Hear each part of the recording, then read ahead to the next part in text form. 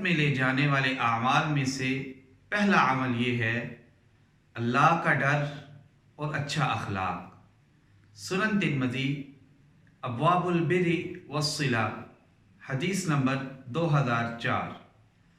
عن ابی ہریرہ رضی اللہ تعالی عنہ قال سئل رسول اللہ صلی اللہ علیہ وآلہ وسلم عن اکثر ما يدخل الناس الجنہ قال رسول اللہ صلی اللہ علیہ وسلم تقوی اللہ وحسن الخلق۔ ابو ہریرہ رضی اللہ تعالیٰ عنہ اس حدیث کے راوی ہیں۔ وہ فرماتے ہیں رسول اکرم صلی اللہ علیہ وآلہ وسلم سے سوال کیا گیا کہ وہ کون سا ایسا عمل ہے جو زیادہ لوگوں کو جنت کے اندر لے کر جائے گا۔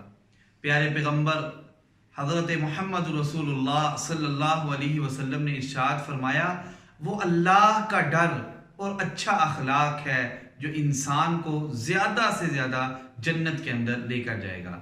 ہماری اس ویڈیو کو لائک اور شیئر کریں اور ہمارے یوٹیوب چینل کو سبسکرائب کریں۔ جزاک اللہ خیرا کثیرا فی الدنیا والآخرہ۔